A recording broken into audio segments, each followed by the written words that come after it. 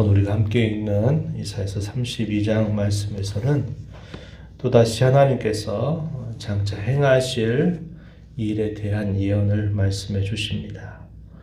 의로 통치할 한 왕에 대한 예언, 그 일로 인해서 새롭게 세워지게 되는 질서, 동시에 심판에 대한 예언과 회복이 함께 있게 될 것에 대한 말씀이 오늘 우리가 있는 이 32장에서 우리가 또다시 확인합니다. 우리가 어제 읽는 말씀 31장 후반부에 보게 되면 하나님께서 아수르 나라에 대한 심판을 말씀하십니다. 그 아수르 나라를 심판하고 난 다음 하나님께서 한 왕을 세우신다, 이런 말씀이 이어집니다. 그래서 역사적으로는 이 아수르 시대 때 우리가 잘 아는 히스기야 왕에 대해서 우리가 생각을 할 수 있습니다. 그가 왕이 되면서 그가 종교 개혁을 철저하게 단행하고 하나님을 성실하게 섬기는 그런 왕으로 유다 나라를 새롭게 하는 일들의 큰 역할을 감당하게 됩니다. 그런데 여기서 말하는 그 한 왕에 대한 궁극적인 대상은 하나님께서 보내실 예수님을 우리에게 예표해 주는 그런 말씀으로 우리가 보면 될 것입니다. 그래서 1절로부터 4절 내용에 보게 되면 의로 통치하게 될 한 왕이 올 것이다, 이렇게 예언을 해줍니다. 1절 말씀을 한번 보시면 보라, 장차 한 왕이 공의로 통치할 것이다. 방백들이 정의로 다스릴 것이다. 그 사람은, 한 왕을 표현한 말이죠, 광풍을 피하는 것, 폭우를 가리는 것 같을 것이다. 마른 땅의 냇물 같을 것이고 곤비한 땅의 큰 바위 그늘 같을 것이다. 하나님께서 보내실 그 한 왕으로 인해서 그 나라의 평화가 이루어지게 될 것을 예언해 주고 있는 말씀이죠. 구체적으로 또 말씀해 주시기를 3절, 4절 말씀에 보면은 보는 자의 눈이 감기지 않을 것이고 듣는 자가 귀를 기울일 것이다. 4절에 보면 조급한 자의 마음이 지식을 깨닫게 되고 어눌한 자의 혀가 민첩해서 말을 분명히 할 것이다, 이렇게 말합니다. 계속적으로 당시 유다 백성들의 그 영적인 실상에 관하여서 눈이 있어도 사실상 보지 못하고 귀가 있어도 들어야 할 말씀을 듣지 못하고 그들이 깨닫지 못하고 그들이 무엇을 해야 될지 대단히 둔감한 그런 시대임을 계속적으로 말해주고 있습니다. 그런데 의로 통치할 한 왕이 오게 돼서 다스리게 될 때 눈이 제대로 떠지게 될 것이고 제대로 들을 것이고 올바른 것을 바르게 깨닫게 되고 분명하게 민첩하게 말을 분명히 하게 될 것이다, 이렇게 말하면서 그들의 영적인 어두움이 거치고 그들이 새로워지게 될 것에 관하여 예언을 해주고 있습니다.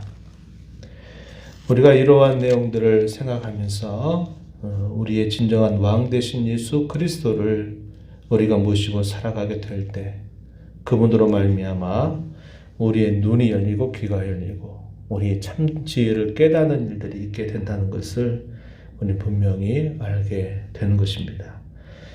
그래서 예수님 안에서 살 때, 예수님을 진정한 우리 왕으로 모시고 살 때 이러한 삶을 우리가 살게 된다는 것입니다.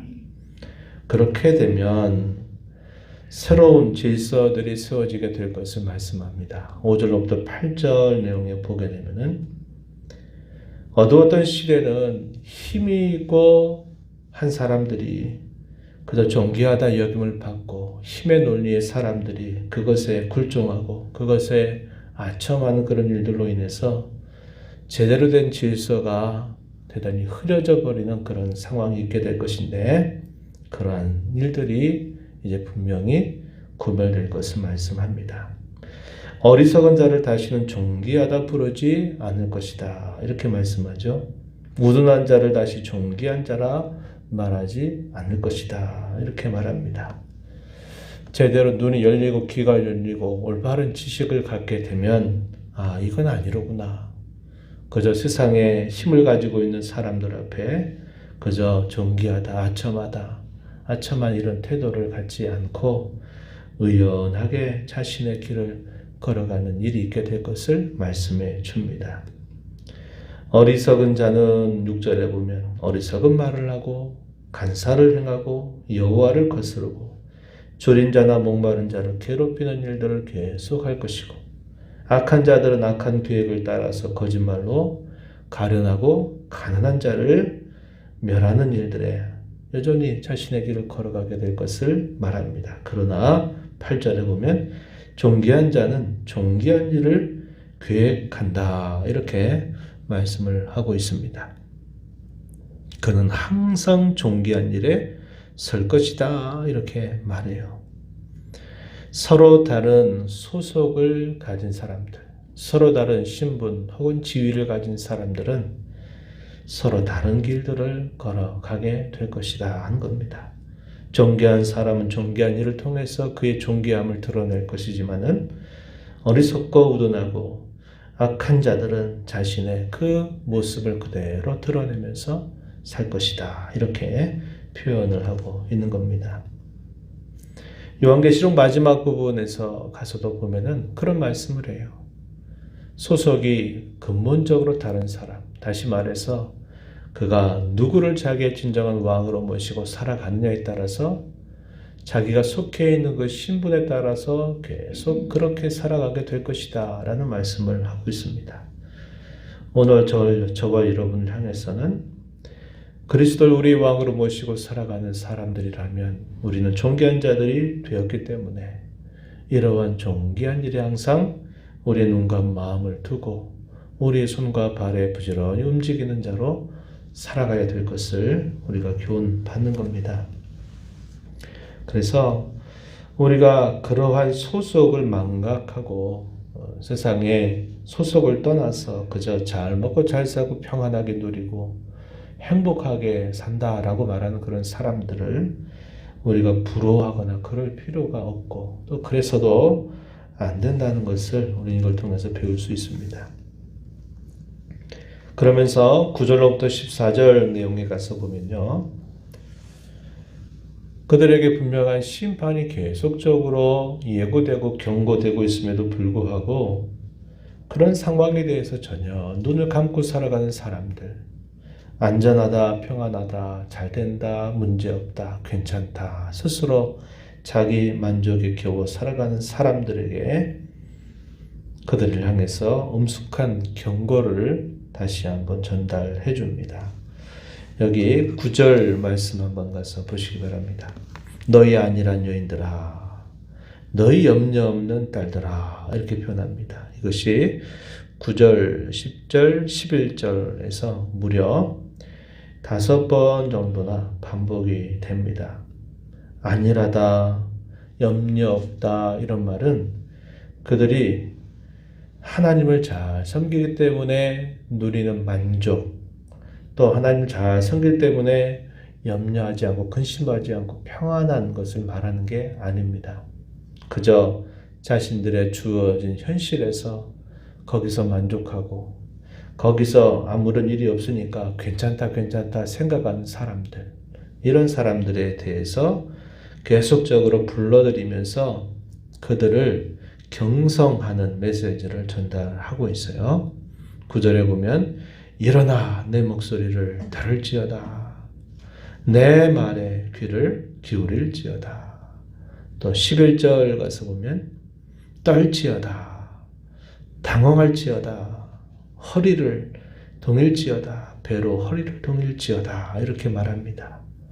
지금 누리는 이 안일함, 지금 염려하지 않는 그들의 삶은 조만간 모든 것들이 다 달라지게 될 것을 경고하는 그런 메시지라는 것을 알게 됩니다. 그 13절과 14절에 보게 되면 내 백성의 땅에 가시와 찔레가 날 것이고 궁전이 패한 바가 될 것이고 인구가 많던 성읍이 적막하게 될 것이고 또 오벨과 망대가 영원히 구렬이 될 것이고 들나귀가 즐기는 곳, 양떼의 풀 먹이는 곳이 될 것이다. 이러한 말씀을 전달합니다. 심판을 다시 선언하는 그런 말씀을 주고 계시다는 겁니다.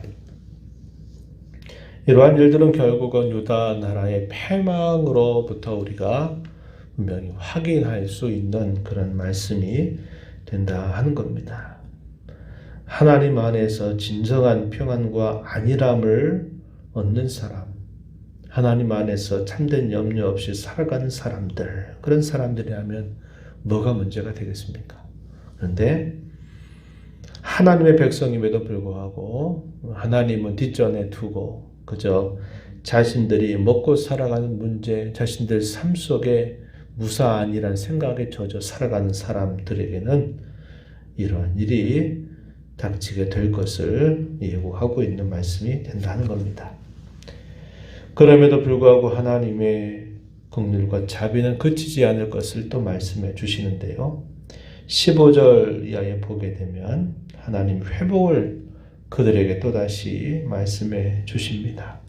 15절에 보세요. 마침내 위에서부터 영을 우리에게 부어 주실 것이다. 결과 광야가 아름다운 밭이 될 것이고 아름다운 밭을 숲으로 여기게 될 것이다.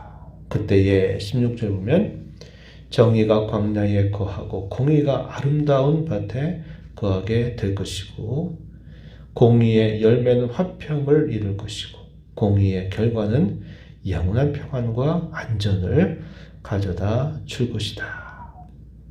내 백성이 화려한 집과 안전한 거처와 조용히 쉬는 곳에 있게 될 것이다. 이렇게 말합니다. 이것이 하나님께서 그 백성들에게 궁극적으로 늘 약속하시고 그들에게 이루어 주실 일임을 분명하게 이야기해 주고 있어요. 죄로 단절된 그러한 백성들에게 하나님께서 그의 영을 부어 주셔서 그들을 새롭게 하고 그들을 다시 은혜 가운데 붙들어 주실 것을 약속하시는 말씀입니다. 그들의 근본적인 변화는 자기 자신들 스스로 만들어낼 수 있는 것이 아니며 그 근본적인 변화는 오직 하나님의 영의 역사로 말미암아 이루어지게 될 것을 예견해 주는 말씀이에요. 그래서 역사 현실 가운데서는 아수르라고 하는 대적 나라로부터 그들이 건짐을 받게 될 것을 말하지만은 궁극적으로는 하나님께서 보내신 메시아 예수 그리스도를 통해서 이런 회복의 역사를 이룰 것을 예언해 주는 말씀입니다. 오늘 우리가 이 말씀을 읽으면서 우리는 그 시대의 중간을 살고 있다는 것을 또다시 확인합니다. 이미 우리가 사는 이 시대 속에서는 2000년 전에 약속하신 메시아 예수 그리스도께서 이 땅에 오셨습니다. 그리고 주께서 이런 모든 일들을 이루어 주신 것입니다. 그 효과가 이미도 나타났고 그 효과의 완전함은 그분이 다시 오시게 될 때 우리에게 이루어 주실 역사의 힘을 우리는 바라보면서 오늘을 살아가고 있어요. 한편으로는 성취되고 이루어지고 또 한편으로는 온전하게 성취될 그날을 바라보면서 오늘도 우리 하루하루를 주님 앞에서 살아가고 있습니다. 주께서 약속하신 이러한 말씀의 내용들을 우리는 지금 이 땅에서 경험하면서 살아가야 돼요. 똑같이 하나님을 믿는다 말하면서 어떤 사람은 이렇게 약속하신 분과 아무런 상관없이 그저 세상 가운데 살아가는 사람이 있는가 하면 또 어떤 사람은 이러한 말씀의 내용들을 맛보면서 또 살아갈 수도 있게 돼요. 중요한 관점은 무엇이냐? 우리 왕 대신 주님을 나의 진정한 왕으로 모시고 살아가는 데 있다 하는 겁니다. 내가 비록 지금은 세상 가운데 살고 있지만은 나는 이미 여기서도 하나님의 나라를 살고 있다고 하는 사실들을 끊임없이 확인하고 그 나라의 살기를 더욱 힘쓰고 다짐하는 데 있다 하는 겁니다. 저와 여러분에게 주신 이 하루의 삶을 이러한 하나님의 약속이 한편으로 이루어진 것을 우리가 확신하면서 오늘도 나는 하나님의 나라를 살아갑니다.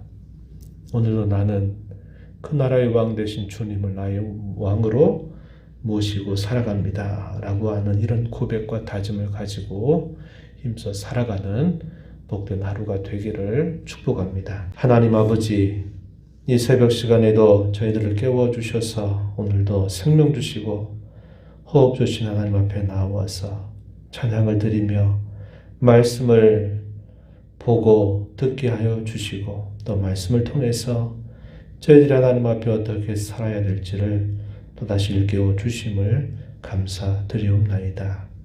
하나님, 오늘도 저에게 주신 이 말씀을 통해서 그 어둡고 또 그 참혹했던 영적인 현실 가운데에서 하나님께서 한 왕을 그들에게 보내실 것을 예언하시고 그 왕을 통하여 그들의 눈이 열리고 귀가 열리고 그들의 어두움이 사라지고 참 지식을 갖게 되고 그들이 분별력을 가지고 삶을 살아가게 될 것을 말씀하고 하나님께서 보내실 영으로 말미암아 근본적으로 그들을 새롭게 해서 그들에게 진정한 평화와 또 안전함을 누리도록 해주실 것을 약속하신 말씀을 보았습니다.